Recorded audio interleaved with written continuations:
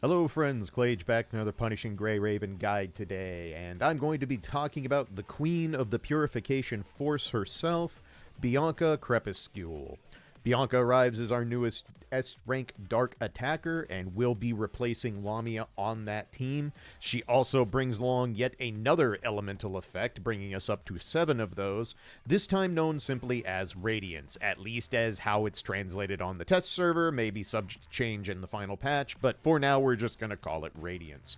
I'll be going over Bianca's evolutions, memory builds, weapon, and her cub, and of course talk about team compositions, my investment recommendations, and of course we'll do a full combat demonstration, go over all the rotations, all the stuff you would expect out of all of my guides. Bianca does arrive with a few caveats I need to talk about. One, despite the fact that she is our newest attacker, she is still somewhat held back by the state of the Dark Team writ large, mostly due to Corinna and Ashir being a very, very outdated unit that can't actually be fixed by just replacing her with Ishmael.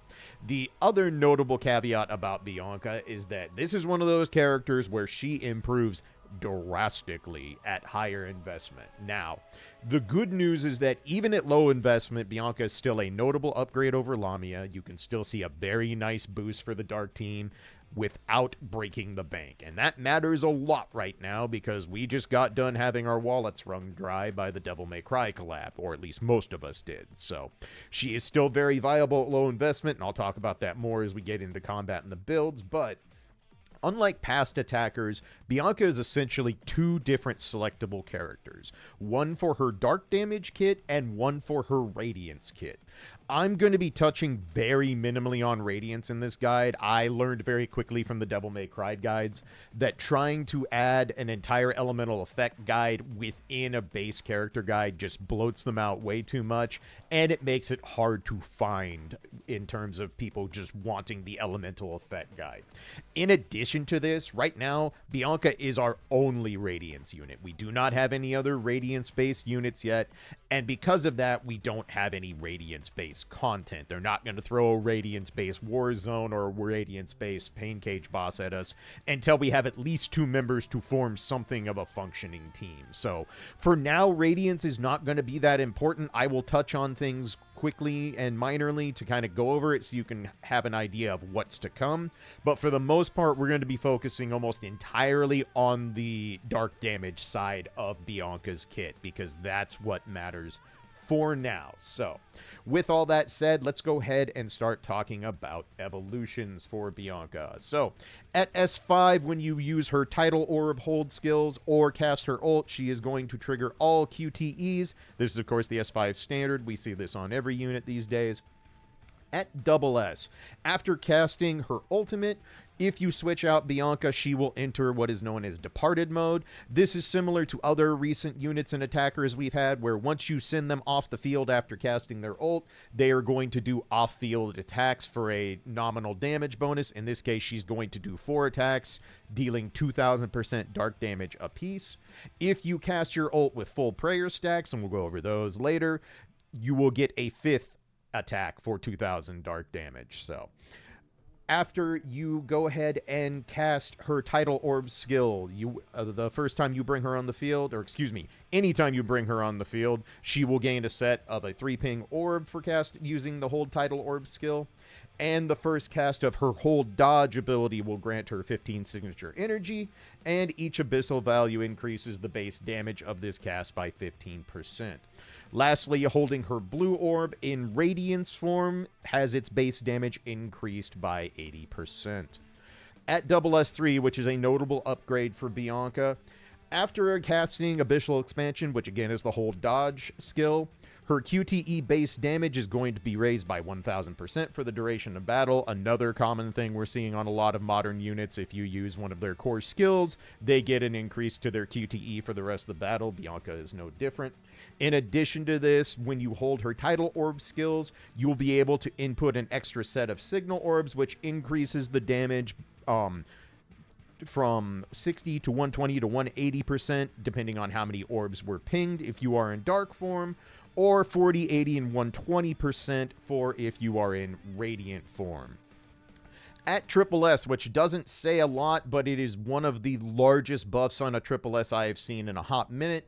During Departed mode, in Twilight form, which is her dark mode damage, the extra damage of her off-field attacks raises by 100%. That part is not super important. However, at Triple S, each prayer stack will increase the damage of her ultimate by 0.008 times, up to 1.2x. Basically, what this boils down to is if you cast ult at max prayer stacks, which you will be doing basically every time you cast her ultimate, she sees a notable bump in damage up through it. And this is important because Bianca is a character that at Triple S and above can really spam ultimates. So this is a major boost, even though it doesn't look like a lot on paper.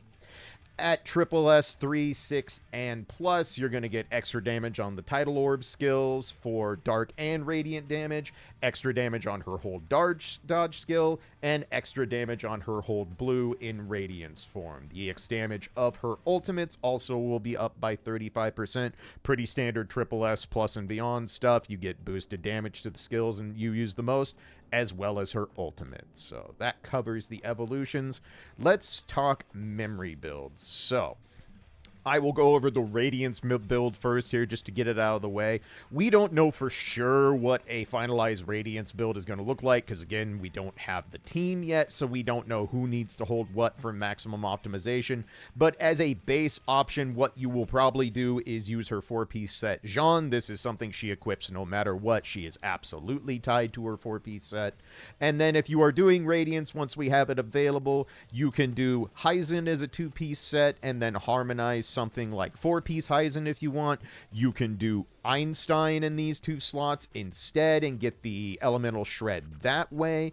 Basically what it boils down to with Radiance is there's 2 ways to boost the damage. Either the traditional way of adding extra shred and thus shredding the resistance to radius, but the neat little caveat about Radiance is that it gets its damage boosted from lightning damage boosts. So this is why Heisen is an option for that build. Like I said, we don't know for sure what this is going to look like, but if you're curious what a Radiant memory build is going to look like down the road, more than likely it's going to end up with some form of lightning damage and extra shred spread across the team. As for her more relevant memory builds when we are talking about the Dark team, so she has 2 main memory builds that you're going to focus on. If you are at super low investment, so if you are at double S with no signature weapon, no harmonization, anything like that, you're going to run 4-piece signature set with Jeanne and then 2-piece Kadi. I'll talk about why we're using Kadi when you don't have the signature weapon once I get to the rotations, but this will be your budget setup if you are not able to afford her weapon right now.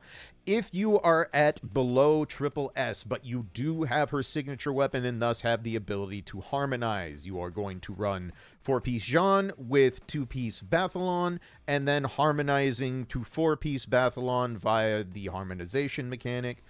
Go in, and of course you can swap between Bathalon and Kadi, so you would have the 4-piece set on. Again, this will be for double S, double S3, anything below triple S that has her signature weapon, you'll want to run 4-piece Bathalon instead of Kadi. If you take Bianca to triple S and beyond, you will swap back to the Kadi set instead, as this is going to allow us to ultimate spam consistently. So we would go 4-piece Jeanne, 2-piece Kadi, and then harmonize to 4-piece Kadi. So for the whales out there, this will be your default build. You can build this, set it, and forget it. As for resonances, on the Radiance set, I don't have it resonated because there's no reason for me to on the test server.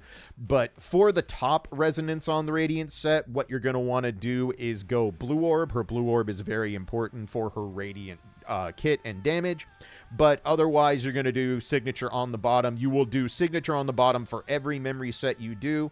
For Bathalon and Kadi, pretty straightforward. You are going to do signature on the bottom and any 15 attack up top. So for all the dark damage, it's the same across the board. The usual 15 attack on the top, sig on the bottom, and for hypertuning, of course, hypertune your bottom row first and then the top row second. As for Bianca's weapons, so she is not strictly locked behind her signature weapon. However, the rotation you will have available is a little bit clunky and it's going to be a little bit slow, but it does work. There is a way to play this character at SS0 without a 6-star weapon, and it will still be an upgrade over Lamia. You will still be getting something out of this over what your current Lamia is, unless your Lamia is Giga Whale, and I'm talking triple S plus max resonance, the whole 9 yards. So you do not have to get the signature weapon right here, right now. You can kick the can down the road on this and roll it later. Of course, weapons always remain at the 80% rate, and since we're not on collabs anymore, her weapon will be available permanently going forward. If you intend to take Bianca anywhere of note, and you're intending to get her to either SS3 or triple S and beyond, you will want her signature weapon, Aurora. Not a major boost, however, the extra signal orbs for the amount of common commandment you use during her rotations is a very notable boon, and it is basically hard required for the ultimate spam rotation we'll be doing at triple S and beyond. As for weapon resonances, if you are below triple S, you do not need deadline timing. All the rotations below triple S do not require deadline timing. If you have her sig weapon and you are going to resonate, prioritize Glorious Afterglow first, because she will be 3-pinging often. After that, you can do Matrix Lightning and Incandescence. If you are at triple S or above and you are intending to do the ultimate spam rotation, you will need deadline timing. It is required for that to work at all. So below triple S, prioritize the damages with Glorious Afterglow first. If triple S and above, you'll need deadline timing and then whatever resonance you want after. Lastly, let's talk about Bianca's Cub. Bianca's Cub is fine. It is not super, super important. It does not increase her damage by a massive amount by any stretch of the imagination, nor does it have any innate grouping on its active skill. However, that's not really important because Bianca is very, very, very good at grouping all by herself. So the Cub is extremely, extremely optional. If you have the ability to pull it right now and get it while it's 100% rate up, great. That's always preferred. But if you can't afford a Cub right now, it's fine. She will function perfectly fine without her Cub. It is not a massive boost to her damage overall. So as for my investment recommendations on Bianca, SS, of course, first and foremost. That is the base level to have any character function in any notable way these days. So 1 copy plus your 30 your 30 shards out of the pain cage shop. After that, obviously, prioritize her signature weapon. Harmonization and resonances are very, very strong. The extra signal orbs are very, very strong. After that, SS3 is a pretty notable boost up. But the thing is if you want to get her to SS3 or triple S or anything above regular SS, you will need the signature weapon to facilitate that even mattering, because without it, she's not going to be able to utilize the extra options very well that she gets at her higher evolutions. But SS3 is a pretty notable bump, and triple S is a massive, massive bump. So if you are a whale, if you can afford to go super deep on Bianca, you will see massive returns on your investment. But again, she will function just fine without going super deep or being, triple S and above. You can make her work. Lastly, the Cub, again, extremely optional. You really, really don't need it if you can't afford it right now, so feel free to pass on it if you need to. As for team compositions, this is a little bit more involved than we've had for the past few things, especially because I know a lot of you are not going to have every unit available since many of you started with the Global Sync or with Devil May Cry. But in general, what you're going to want to do, if you have Karenina Shear, Karenina is still the preferred tank for the Dark team. You would have Karenina starting on red or blue. It doesn't really matter. Bianca just needs to be on yellow because she will never ping yellow orbs using her Dark kit. But if you are running Karenina Shear, you have her well investment, so triple S and above, her signature weapon, deadline timing, all the stuff that you need to do a quick ult rotation with Karenina. You would have her being one of these two colors, and you would have Lilith as the starter. However, if you do not have Karenina, you can replace her with Ishmael. If you've been playing long enough to have Ishmael available, you will not see a massive drop-off from Karenina to Ishmael. However, Ishmael is not going to be able to do the quick ult rotation that actually does dark damage, because Ishmael will still be dealing Nihil damage because of her base damage type. And Lilith is going to be a hard carry DPS still. She is still going to be doing a lot of work on this team. So no matter if you run Ishmael or Karen, you're still going to be running them as the support, as Lilith will need to be doing damage. If you do not have Ishmael or Corinna this year, you can use number 21 as a budget tank in this case. 21 will work fine as a budget tank in this option. Again, the Dark team kind of has this issue where it has a notable anchor tied to its ankles just due to the fact that Corinna is a 3.5-year-old tank and has some shortcomings that there isn't really any way to circumvent. So if you have to go budget on it, that is fine.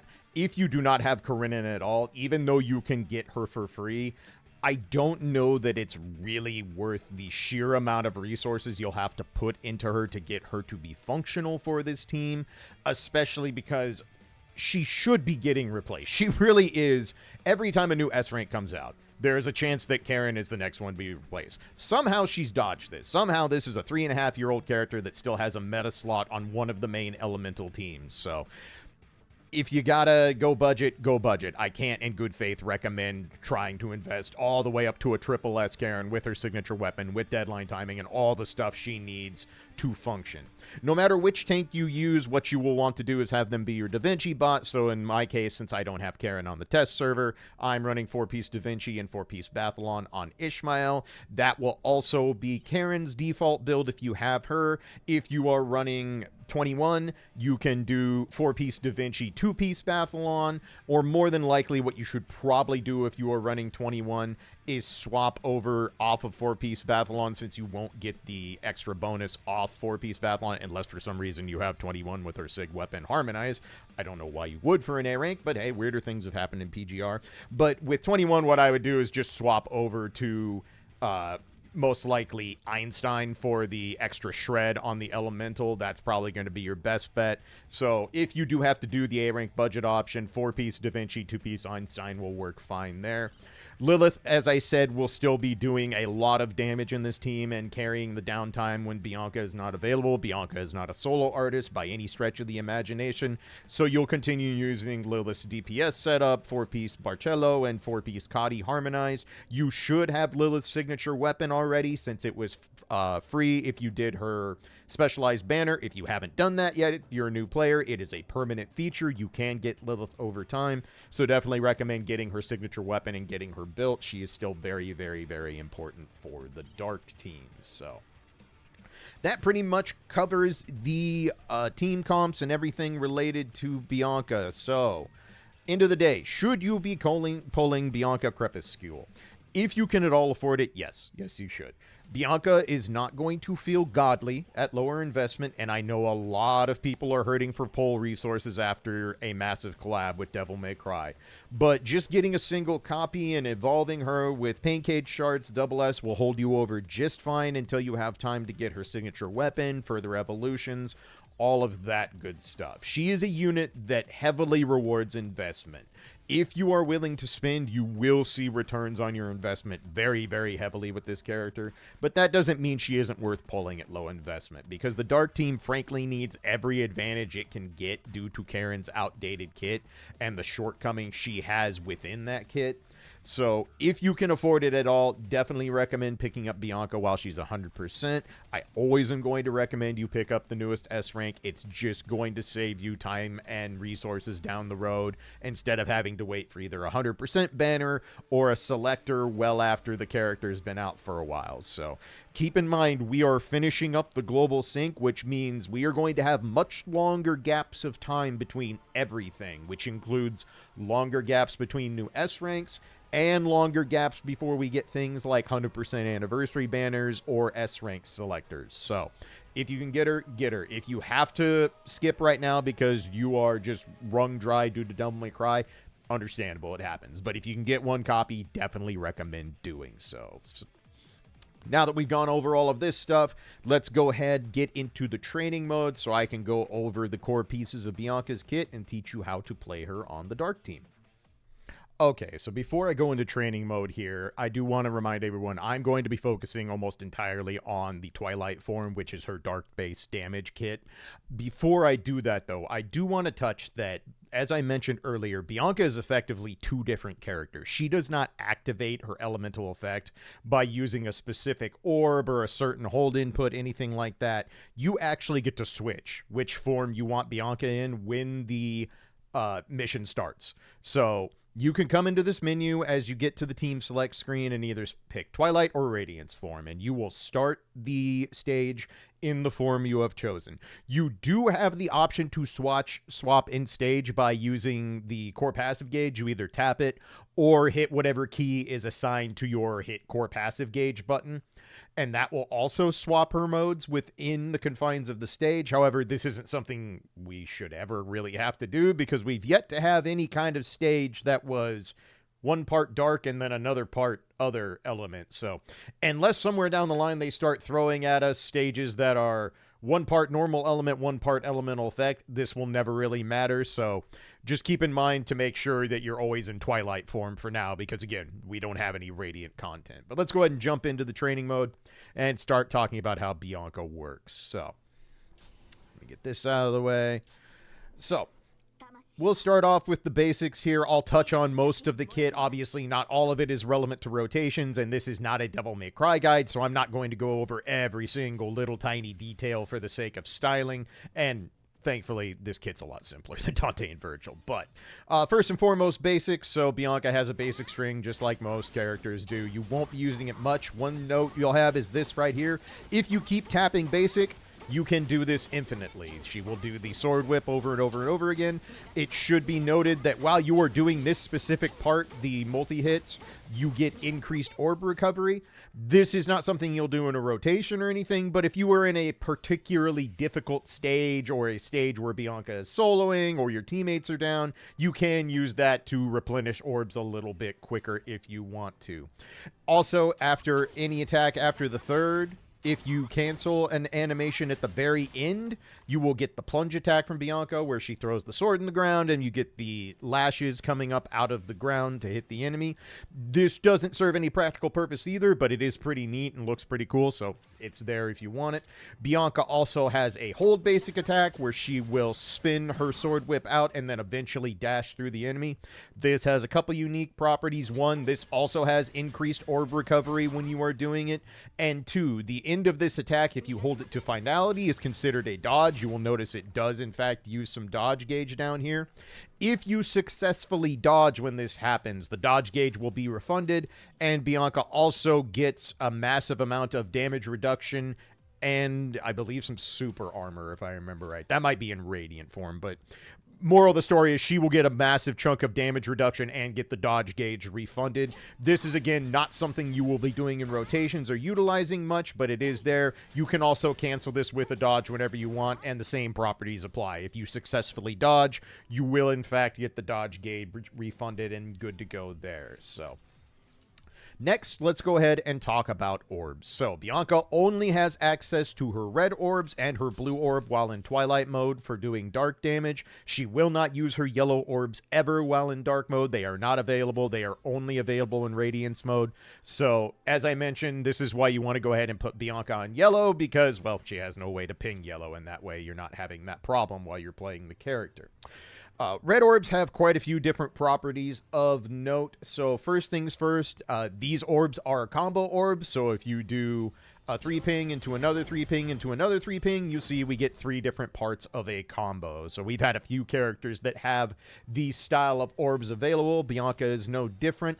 Should also note that you can cancel these animations with a dodge and still get the benefits of the combo. You don't lose out on a ton of damage. You don't lose out on the signature energy gain or any of the core passive gain. I'll go over that in just a moment. But the combo orbs are an important part of her kit. We will be using these to some extent, though you will almost never actually use 3 3-pings manually. So before I show you how we can use the orbs in other ways, let's reset so we can get a fresh stack here. So another thing you can do is after a 3-ping, you can tap basic, and Bianca will dash in and pull the enemy back to her. This doesn't have a lot of practical purpose, but it is a thing you can do, and you could get this on accident while doing some of her rotations due to an input error. So if you're wondering why that animation is happening, it's because you're tapping basic at the end of a 3-ping. So just to note that there. Again, not a super important thing to have for any of her actual rotations. So I mentioned there are other ways to ping the red orbs, and this is probably a good time to talk about one of Bianca's core skills that will lead us into her orbs and core passives. So Bianca cannot proc Matrix with a dodge. This is actually the exact same as her old frame Stigmata. Instead, what Bianca does is has a hold dodge that will automatically proc Matrix. So if we hold the dodge button, you will see we force proc Matrix. Bianca goes into a skill with a big attack and explosion, and lots of stuff happens. So let's go over everything that is involved with this, because this is a key part of her kit for multiple reasons. So when you do the hold dodge attack, if you just hold dodge and then release it, you will see you just get Matrix and nothing else. We get the explosion, a little bit of damage, and a tiny, tiny smidgen of signature energy. Nothing else happens. No core passive gauge. Nothing really changes. Pretty straightforward there. What you will be doing almost every single time with this skill is when we bring Bianca in and we hold dodge. If you continue to hold dodge, you will see we will start automatically pinging the orbs. And at the end, this causes an explosion, and you will see we have filled up the core passive gauge. So the core passive gauge down here that is now lit up, this is the commandment stacks. These are the stacks that we need to enable Bianca's blue orbs. So every 3-ping you use, you get 3 commandment stacks for a total of 9 at max. And you need all 9 to get the blue orb online and have it available for use. This will also, in the process, start increasing her prayer stacks, which is represented by the jagged lines here on the outside of the ultimate gauge. The prayer stacks go from 0 to 150 at maximum. In general, we only want to cast ultimate at maximum prayer stacks. However, there are a lot of ways to get there organically. You will basically always have max prayer stacks when you cast your ultimate. But the key part here is understanding that pinging red orbs gets you your commandment stacks, gets you your blue orb online. So using the hold dodge to proc Matrix and use these orbs is basically step 1 in learning how to use Bianca when you first bring her on the field for rotations. This is a very, very important thing to have in your kit. You will be using it often. So reset, get some fresh stacks here. So once we get the blue orb online and we have max commandment stacks available, what does the blue orb do for us? Well, the blue orb is a hold orb. Holding down the blue orb is going to do multiple things. Bianca is going to go into a flurry where she swings the whip sword around for a long period of time, and if you hold this to finality, she will do a final attack, and in the process, this will build a massive amount of signature energy. It will also build up one of her other core passives that we'll talk about here in a second. But now, as you can see, ultimate is online. Our prayer stacks are maximum, as you can see by the shining glow around the ultimate. And that's how we get there, is utilizing the blue orb. Now, the blue orb has a lot of unique properties to it that we should go over. So let's go ahead, get Bianca back in. And I'm going to go ahead and get the blue orb online. So in addition to building up the prayer stacks and using the core passive gauge, basically how the blue orb works is for each instance of holding down the blue orb, you start consuming the commandment stacks. Each commandment stack consumed will give a 1 stack of the Severed Sea core passive. Now, this is basically hidden and not listed anywhere. It's only in the evolutions, but Severed Sea is what we use to turn our blue orb into a tidal orb. This is a lot different from something like Lamia's tidal orb. The orb doesn't actually change much in any way, shape, or form. It mostly just stays the blue orb, but if you watch the blue orb while I hold down the blue attack and do the sword whips, you will see that there's a circle growing around it. And then once we have used all 9 commandment stacks and we have built 9 stacks of the Severed Sea core passive, you will see now we have this purple glowing ring around the blue orb, and it has the white circle completely filled in around it. This is what allows us to go ahead and go into this final attack, the big old slash that causes the dimension tear. She whips the sword, and this is what builds up the massive chunk of our prayer stacks, builds up our signature energy, and gets our ultimate online.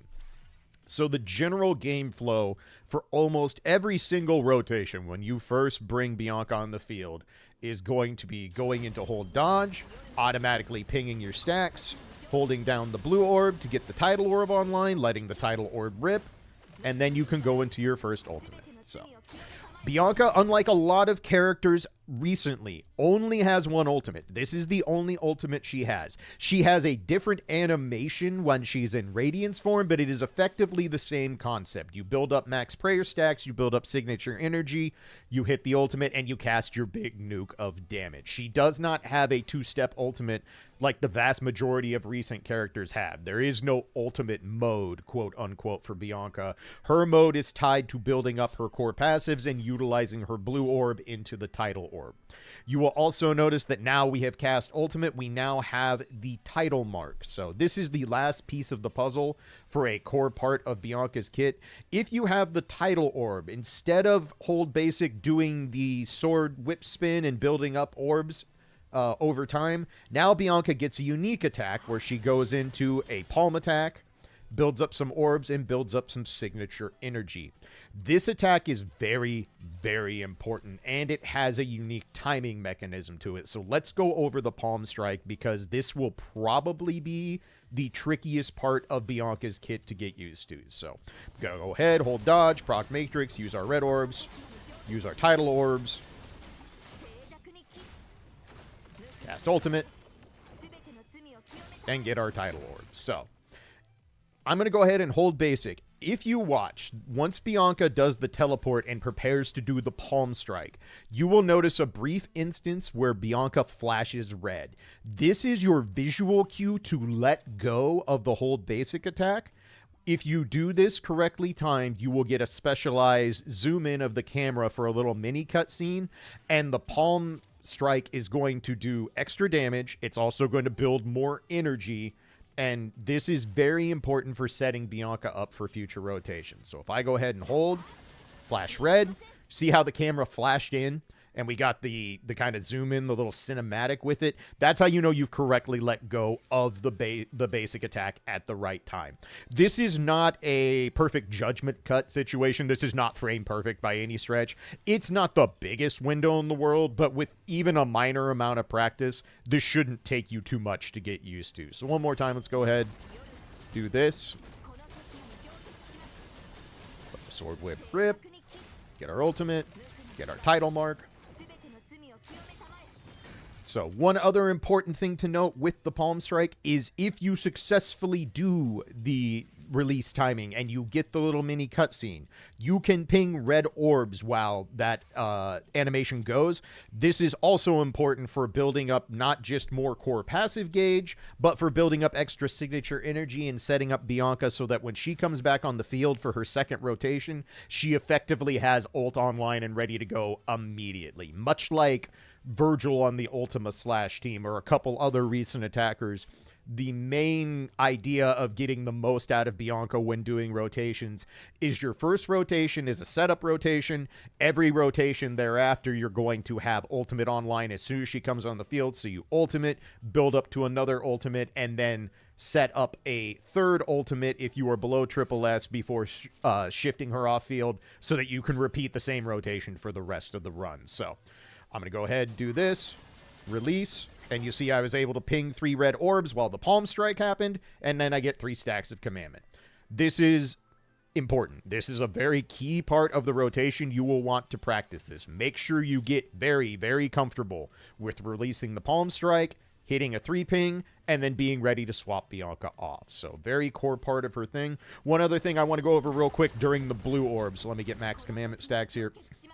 When I hold down the blue orb, you've probably noticed that the red orbs will light up during the last part of this animation. This is her double S3 passive that allows you to do an extra ping of red orbs near the end of the blue orb to increase the damage. So when you see those light up, you'll see I can do a 3 ping.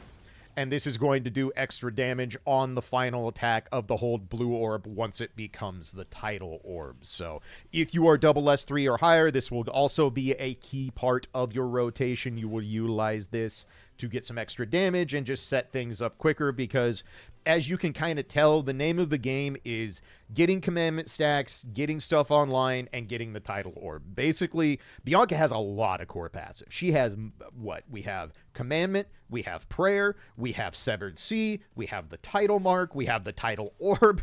Bianca has a lot of core passives going on, but the nice part is you don't really need to know how each individual part works in depth to play the character. They all kind of flow into one another. It's just kind of overwhelming at first to be like, well, here's a gauge, here's another gauge, here's a fourth mark gauge.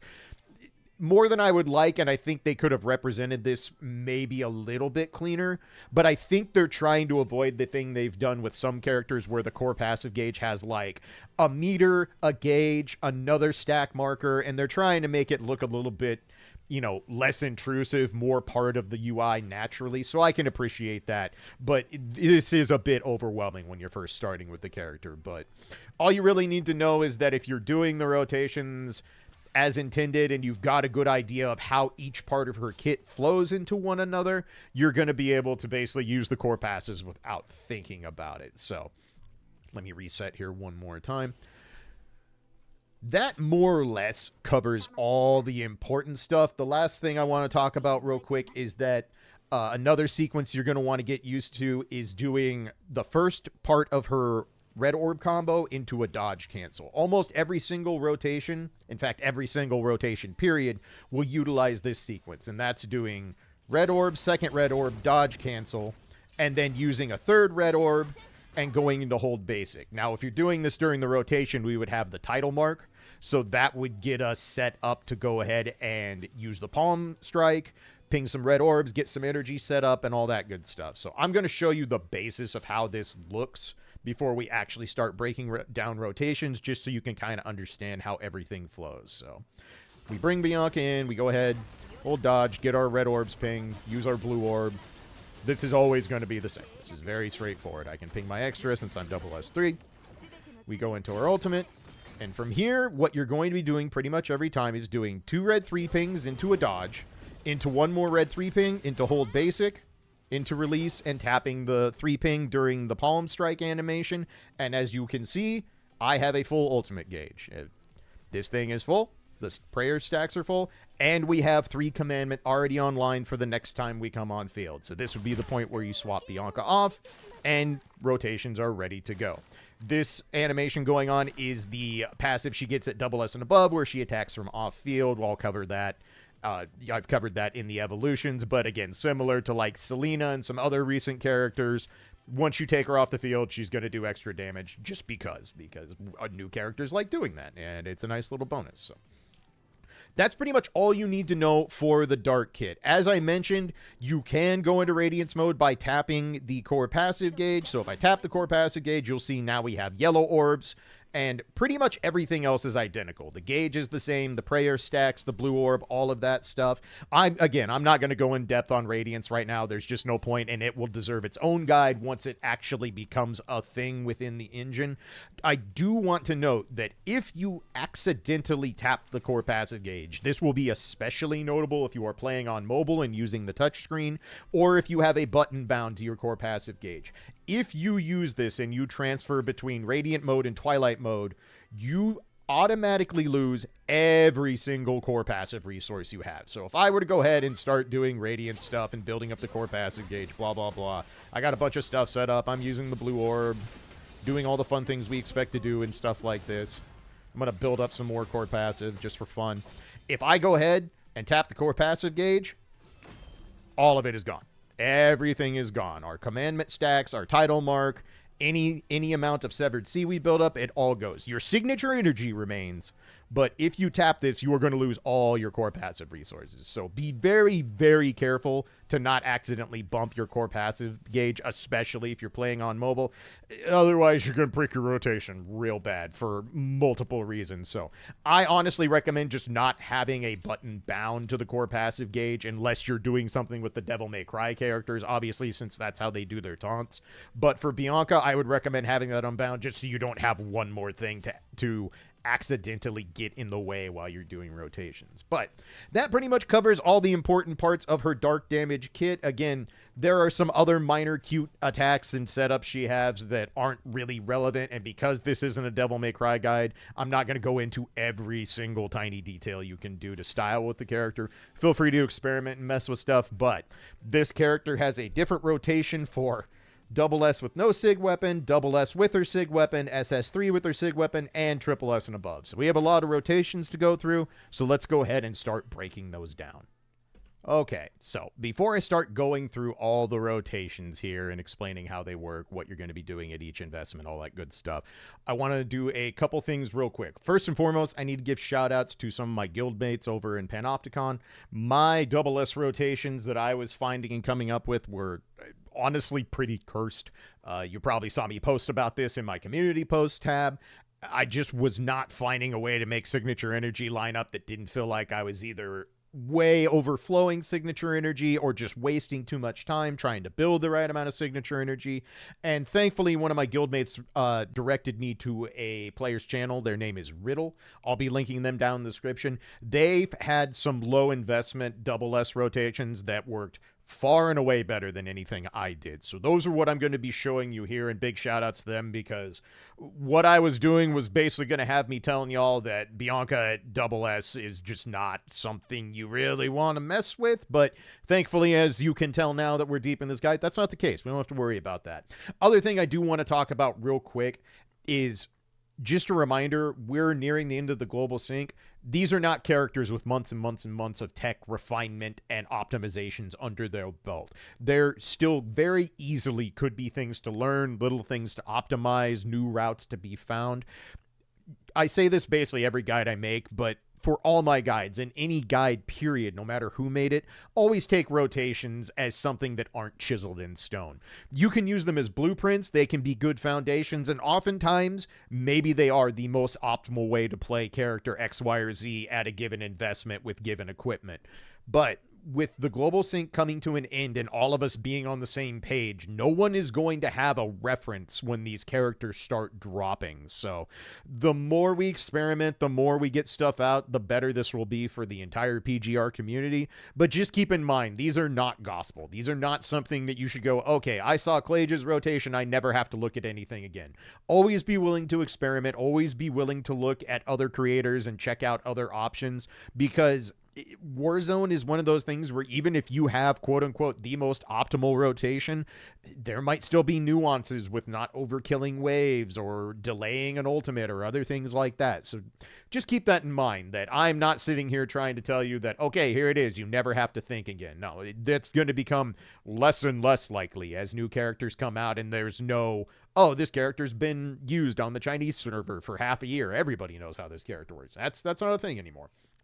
The last thing I want to talk about before I go into the rotations here, I am only going to basically be doing annotations, both verbally and on the screen, for Bianca. The main reason for this is your other rotations are going to change depending on what investment your Lilith is. If you need a refresher on Lilith's rotations, I have a full guide on her. Feel free to go check that out if you need some help with figuring out Lilith's rotations.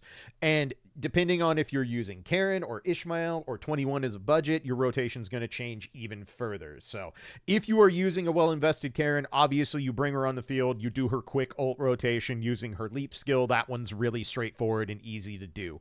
If you are not using Karen and you're using Ishmael, Ishmael can fit in a very quick rotation during the downtime between Bianca and Lilith.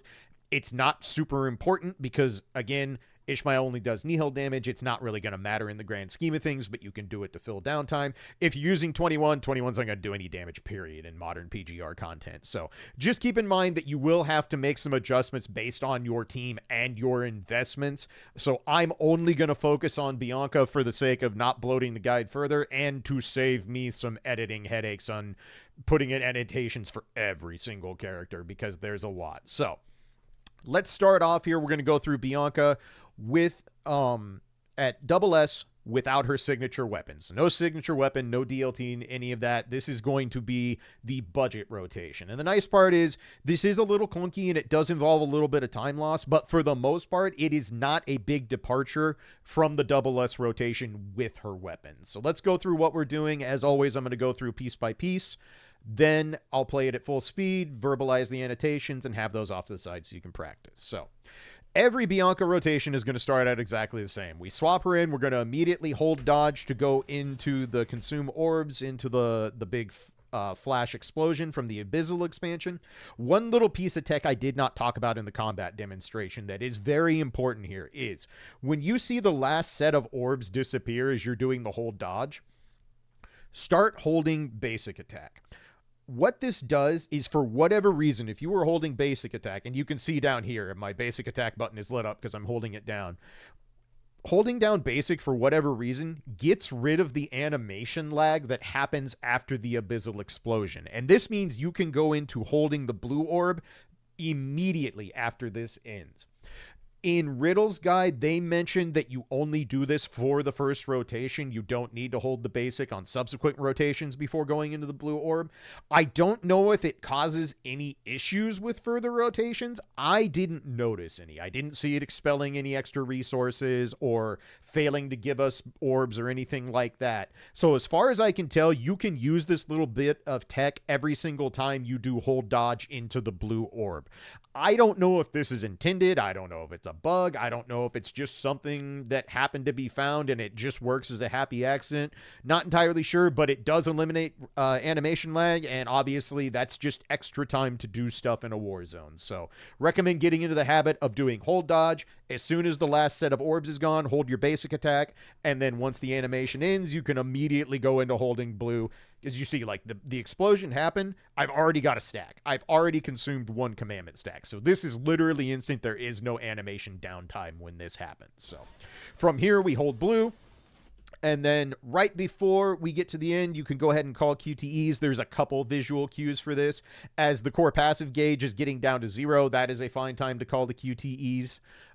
Or you can wait until you see this animation start where Bianca does the flip and goes into the full dimension explosion. This is also a fine time to call the QTEs. Basically, you want to call them a little early before the ult so that you're getting the damage both on the big explosion and the ult itself. Because at lower investment, Bianca's ult doesn't do that much damage, which is why if you have her signature weapon, we run Bathlon because the rest of her dark damage adds up a lot quicker.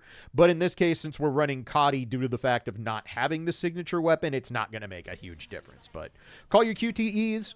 Ultimate plays out, and here is the one tricky part of this rotation. So we can't do the standard way of building our resources back up to set another ult because we do not have the signature weapon. Therefore, we're going to be down orbs compared to a Bianca who is using her signature weapon. How we're going to circumvent this is on our first rotation, we're going to do a sequence like this. So after ult ends, we're going to do basic attack into 3-ping, and we're going to immediately cancel the 3-ping into a dodge.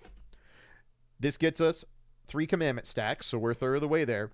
We're going to do another basic attack into 3-ping into dodge. Now we have 6 commandment stacks, and we have 1 set of orbs left. So from here, we just hit 1 more 3-ping, hold down basic to go into the palm blast. Make sure you release basic when the red flash happens so you get the cutscene. And then from here, since we're not using the signature weapon, we're not going to have a 3-ping to fire off or anything while the palm blast pays out. And even more importantly, we need to wait ever so slightly. So if you'll notice here, right before I swap Bianca off, she generates 1 more orb at the end of the palm blast animation. This orb needs to spawn before you swap Bianca off. If you swap her off too early, when you bring her back in to do the second rotation, which will be the exact rotation you do for the rest of the stage, then she's not going to have enough orbs and your rotation will brick. So make sure this orb spawns before you swap Bianca off. Once it does, go ahead and swap. From here, go ahead and do your Lilith and or tank rotation. Again, adjust based on what investment your tank is or which tank you're using and what investment your Lilith is. So we'll roll through this real quick. I go through a short run with Ishmael here to let her get some damage, and then Bianca comes back in. So for the second rotation, when we bring Bianca in, we already have ult online, so every second rotation with Bianca always starts the same way, immediate ultimate. From here, we hold dodge again, just like we did before. Again, I have seen it said you're not supposed to hold the basic during this going forward because it can cause problems. I did not experience that in my testing, but if you're having issues in the second rotation, maybe try omitting the hold basic to cancel the animation lag before the blue orb. But hold dodge into hold blue orb. We expend the entire blue orb, call your QTEs before the ultimate. Ultimate plays out, and now, since we've already done the setup, we don't need to do that slower version where we do basic 3-ping dodge, basic 3-ping dodge. Instead, we're going to do what the actual setup is basically for every other rotation, which is 2 red 3-pings, canceling the second 3-ping with the dodge to save the animation lag, 1 more 3-ping to give us full stacks, and then holding basic to do the palm blast. So 2 red 3-pings, a final red 3-ping, the palm blast comes out. Again, since we don't have signature weapon, we don't have enough orbs to do a 3-ping. And just like before, you need to wait till that orb spawns before swapping Bianca off the field. Once it does, you're free to swap her. Your rotation is exactly same for the rest of the war zone. You will do that exact same second rotation every time. So, ult, build up another ult, 2 red 3-pings dodge, red 3-ping, palm blast, wait for the orb to spawn, leave. That'll be repeated ad nauseum for the rest of the rotation. So, with that out of the way, let's go ahead, get set up, and we will do this real time with the annotations. So, Bianca, double S, no signature weapon rotation. Bianca swaps in, hold dodge. Hold basic, hold blue. Blue animation plays out, call your QTEs, ultimate. Basic 3-ping dodge, basic 3-ping dodge, 3-ping, palm blast. Release palm blast, wait for the orb to spawn, swap. Do your rotation for your tank and Lilith. So many ultimates. God, Lilith, you're crazy. Well, I guess she is. Tank comes in, does the thing. And now for the second rotation for Bianca, ultimate immediately. Call your QTEs. Hold dodge, hold the basic if you want, hold blue. Blue animation plays out. Ultimate. Call your QTEs. Red 3-ping dodge. 1 more red 3-ping. Hold basic. Palm blast release. Let the orb spawn. Swap to your next attacker. There is your Bianca double S with no signature weapon rotation. So let's go ahead and move on to the double S rotation if you do have signature weapon. Okay, so if you have Bianca at double S and her signature weapon, this will be the rotation you'll want to use as a baseline. As a reminder, you do not need deadline timing until you get to triple S. It is not required for the double S or double S3 rotations. But let's go ahead and go through the double S rotation. This will kind of be the foundation for how a lot of the rotations work going forward. So, just like before, we call Bianca in, hold dodge. Consume the orbs again. Hold basic before you go into the hold blue to cancel the animation lag. And this plays out exactly the same. The openings are always the same. So we ultimate, call our QTEs. From here, since we have the signature weapon and thus we build more orbs organically, we don't have to do the basic 3-ping dodge, basic 3-ping dodge string. We can just do the standard prep string to get her second ultimate set up, which is going to be 2 red 3-pings, canceling the second 3-ping with the dodge, 1 more red 3-ping, and then going into the palm blast. So 2 red 3-pings, dodge, last red 3-ping, hold basic for the palm blast, release palm blast when the red flash happens. Now from here, since we don't have to wait for orbs due to having her signature weapon, which replenishes orbs much quicker due to its passive, instead of waiting for an orb to spawn, what we're going to do is during the palm blast animation, we're going to do a red 3-ping. And then after that red 3-ping goes off, your signature energy should be almost full and you are safe to swap Bianca out. So we go ahead, swap her out. Just like the other ones, go ahead and do your Lilith and Dark Tank rotations based on their investment and who you're using.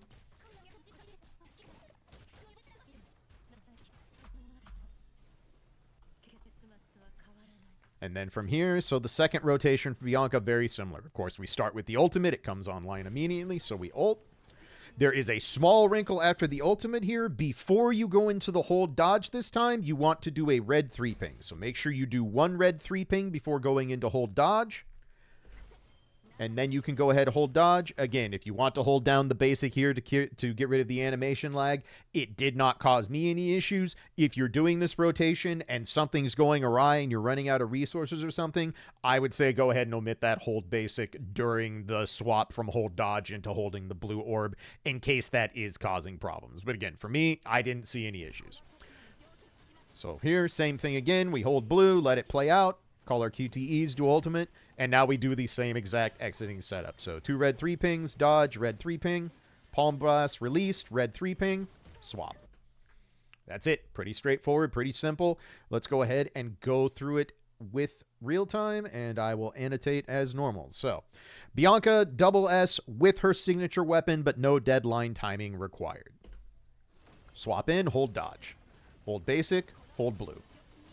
Blue animation plays out. Call your QTEs, ultimate. 2 red 3 pings into a dodge. Red 3 ping into palm blast. Release palm blast. Red 3 ping, swap.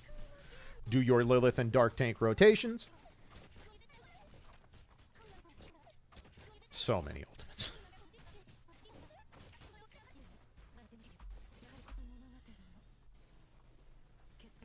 Alright, second rotation. Bianca comes in, ultimate. After the ultimate, red 3 ping, then hold dodge. Hold dodge, hold blue. Blue animation plays out, call your QTEs, ultimate. 2 red 3 pings into a dodge, red 3 ping, palm blast, release, red 3 ping, swap off. Repeat for the rest of the war zone. So there is your double S with signature weapon, no deadline timing required rotation. Let's go ahead and move on to double S3 with the signature weapon.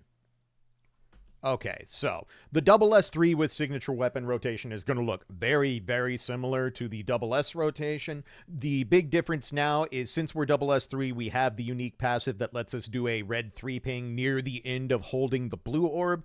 This makes it so we don't need the extra 3 ping on the second rotation after we do our first ultimate. So it just kind of cleans things up and smooths things over a little bit while getting us the increased damage by utilizing the 3 ping during the hold blue. So this is going to look very, very similar overall. So just as before, the start is always the same.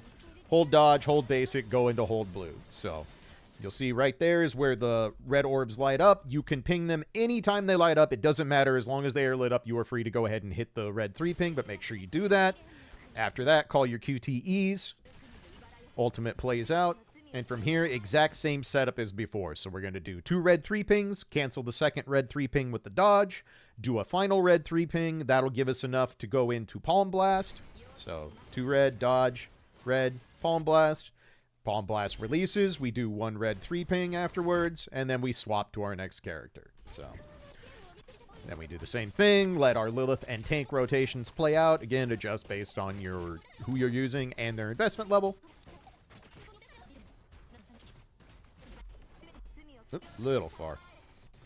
So let's back up just a smidgen there. Not bad. Alright. So, Bianca comes in, we ultimate immediately. And this time, no red 3 ping required. You can immediately go into hold dodge on the second rotation. So we go into hold dodge. Again, when the red orbs light up as you're holding the blue, make sure that you hit those. As you can see, there's the red 3 ping. It goes. Call the QTEs, cast our ultimate, and the exact same setup for the outro. So 2 red 3 pings, dodge, red 3 ping, hold basic for palm blast, red 3 ping during the palm blast, swap out, and you're good to go. So that's the breakdown of the double S3. Again, very, very similar to the double S rotation. We just get the luxury of not needing the extra 3 ping, and we get the extra damage for the lit up red 3 ping. So let's go through in real time. We'll put the annotations off to the side. Bianca double S3 with signature weapon, no deadline timing required. Swap in, hold dodge, hold basic, hold blue. Red 3 ping when it lights up. Call QTEs, ultimate. 2 red 3 pings into a dodge, red 3 ping, palm blast, release, red 3 ping, swap. Do your Lilith and tank rotations.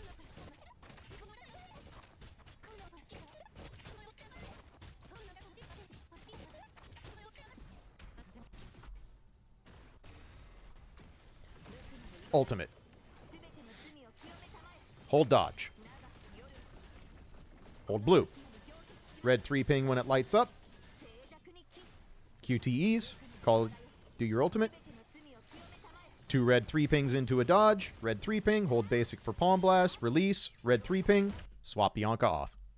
There is your double S3 with signature weapon rotation. Now it is time to move on to the big one. The big change comes at Triple S, and not only is it a big change, it comes with big execution demands. So let's talk about Triple S with signature weapon and deadline timing. All right, so let's talk about the big one, the Triple S rotation for Bianca with her signature weapon with deadline timing. Reminder, deadline timing is hard required to make this Triple S rotation work. You will run out of orbs if you're not using it. How this one is going to work is very similar in concept to the infamous Plasma Beam rotation where Lucia does 5 ultimates in the Plasma Beam window. In this case, we're going to be doing 4 ultimates for Bianca within a amplifier buff window. So same 10 frame section, but different buff and obviously different than what Lucia is doing because we can't build ults quite that fast. But since we're Triple S and now our ultimate does way more damage thanks to the prayer stack buff, we can justify running Kadi instead of Bathlon as our second memory set. That makes our energy needs much lower. It builds our energy needs much quicker, and that's what allows this rotation to work at all. So the first part of this rotation is literally identical to the double S3 rotation. So you hold dodge, go into the blue, use the red 3 ping when it lights up, do your first ultimate, call your QTEs, all that good stuff. After this, exact same as double S3, we're going to set up the second ultimate with our 2 red 3 pings into the dodge, into the Palm Blast. All this is exactly the same. So take the double S3 first rotation, copy paste it right here. Absolutely nothing changes at Triple S for the opening. From here, we do our rotations with Lilith and our tank, or whatever order you're using, depending on your team and the investments. I have to do something a little funky here that you will not need to do in a war zone. What was happening when I was practicing this rotation to get the recording is that this first training dummy always dies before Bianca gets back on the field, which is not a problem. The problem was if I continued the rotation, I would have the training dummy almost half dead by the time Bianca comes in. And what would happen is it would die in the middle of doing this Triple S rotation, and that just threw the entire thing way off and wasn't working well. So I just decided to cut the rotation short so I can set this up properly. Again, it's not important because your rotations with Lilith and your tank are going to change based on investment and who you're using. But let's get to how this second double S3 rotation actually works. So Bianca comes in, we ult immediately because that's what we need to do to get maximum amplifier buff time. As soon as you bring Bianca in, you need to be ulting. You need to do that on the first possible frame you can. So we go into our ult, and from here, what we're going to do is there's 2 ways to facilitate doing these fast ultimates with Bianca.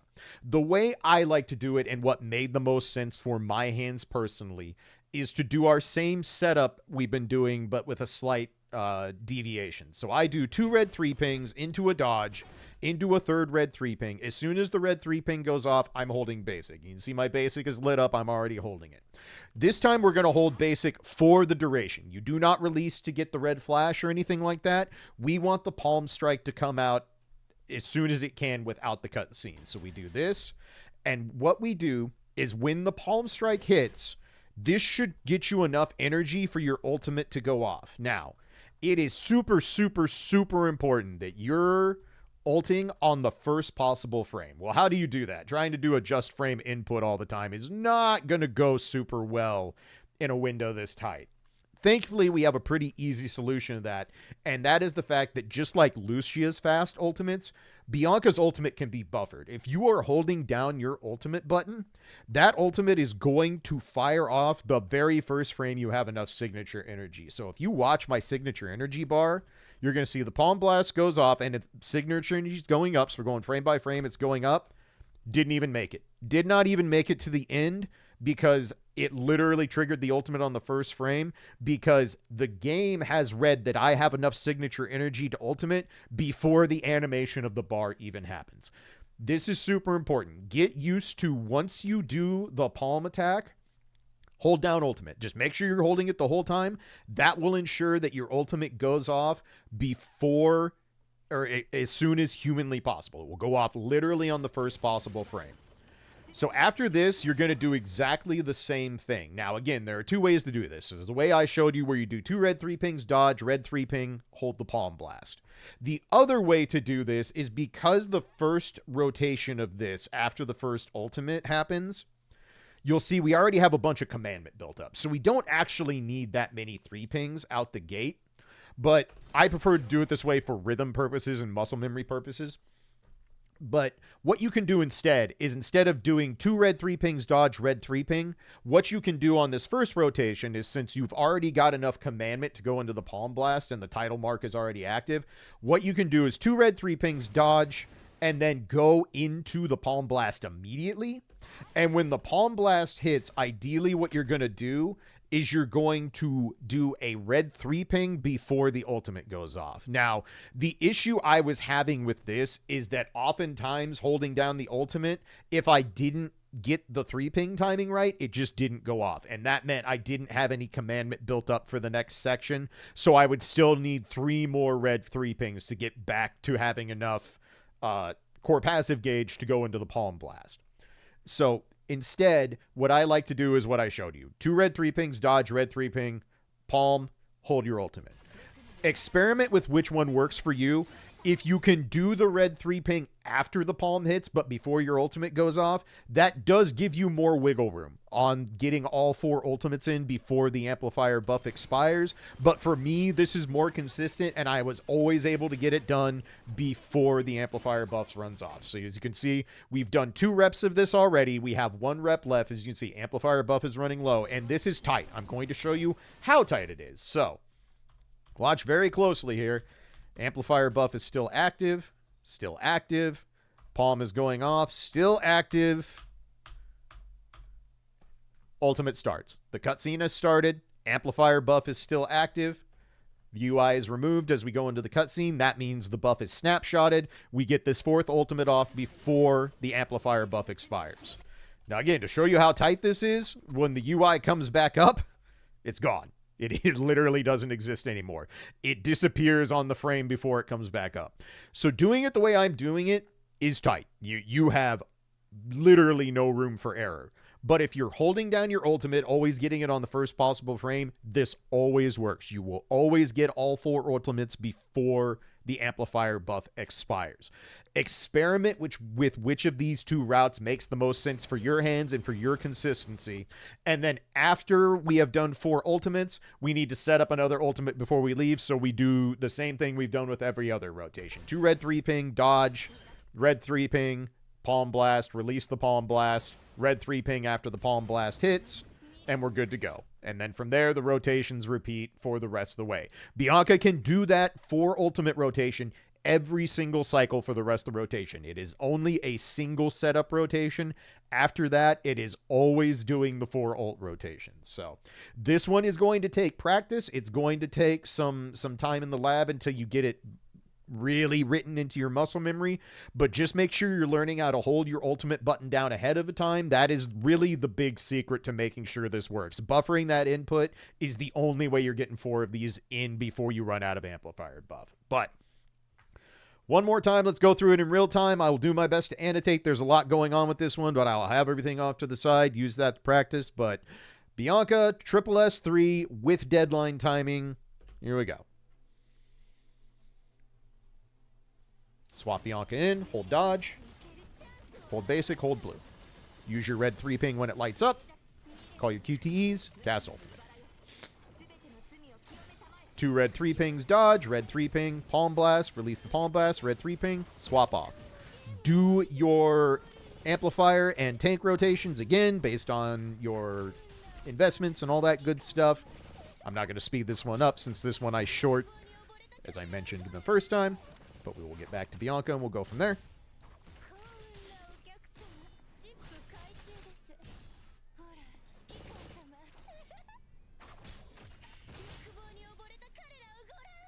All right.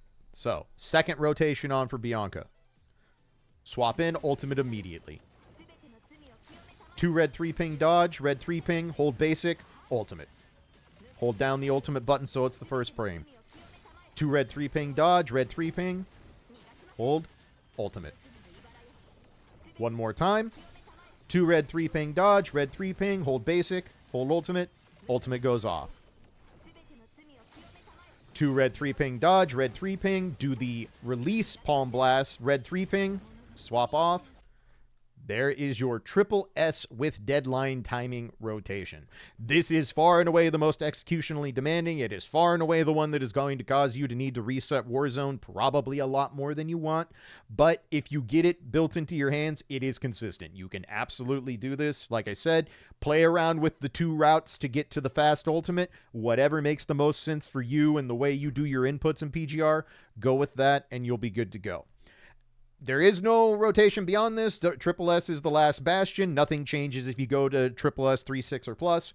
Just use this one, get your 4 fast ultimates, watch the damage fly. If you can do this consistently, you will absolutely see waves just disappear from Warzone. It's quite comical how much 4 Bianca ultimates do. So that covers all the rotations, all the ins and outs there. You now know how to play the characters. So let's go get this guide wrapped up. All right, so that's going to put a wrap on Bianca's guide. She's a very interesting character in that she kind of feels extremely simple at heart at first blush. And I think that's a combination of her being basically 2 different characters, depending on whether you're doing her dark form or the Raydiance form. Now, with no Radiant content yet, no Raydiance team to speak of outside of Bianca, that does make her feel kind of closer to half a character, but her dark kit is still pretty well fleshed out. There's a lot of little nuances to it. I think she feels more simple than she actually is because of that split in her kit. But more importantly, we're also coming off the Devil May Cry collaboration, where we got the 2 most complex characters in this game's history by a notably wide margin. There's also the added aspect that the Dark Team continues to be a bit hamstrung by the sheer age of Corinna Nashir's kit. When you combine that with this being the first S rank after the biggest collabs in the game's history, I'm not going to be surprised if more than a few folks tell me they're skipping Bianca. All that said, I think that's a mistake. The Dark Team really does need every advantage it can get, and even at low investment, Bianca absolutely comes as a massive improvement compared to Lamia, who kind of has her own clunkiness in her kit that never truly got ironed out. So, I am curious to know what y'all's plan is. Are you still planning on pulling Bianca even if you can't invest super heavily? Do you feel like you have to save right now because Devil May Cry hit your wallet with a 3,000 hit Triple S stylish combo?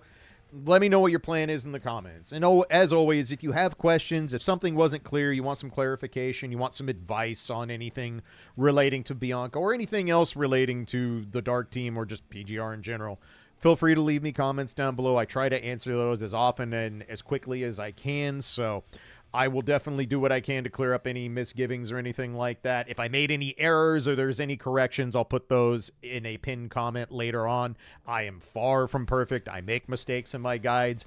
It's only going to get easier to make mistakes in guides because we have so much less reference material to work with. But at the same time, I'm really looking forward to being in a world where I have to figure it out. I have to test things because there won't be months of tech, months of rotations, months of refinement for these characters. I think it's going to be a very exciting time for PGR. I'm extremely excited for the end of the global sync.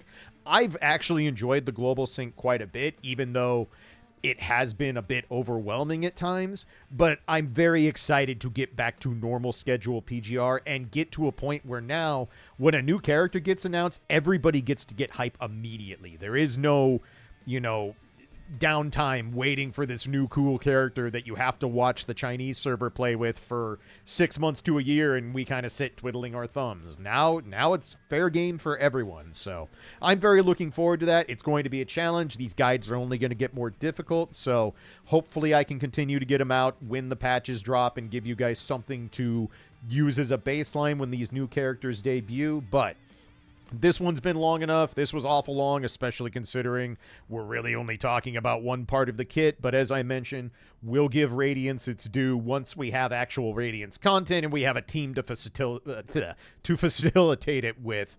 So for now, I'm not going to sweat it. I don't think you should either, because there's a good chance whatever builds and or setups for Raydiance have been kind of hashed out in the interim could very well change depending on what kind of characters we get that will go on that team. But that's going to do it for this one. I have talked long enough. Thank you so much for watching yet another way too long, way too verbose guide. As always, I appreciate y'all's feedback and support. It means a lot. I'm really enjoying continuing to do this stuff, and somehow this channel continues to grow. No idea how that's happening, because God knows this is a niche game, and God knows I talk too damn much, but doesn't seem to stop most of you. But anyway, I will have more videos on Bianca's patch here very soon. Look forward to those, and as always, y'all take care, be good, be safe, and I'll catch you in the next one. Peace.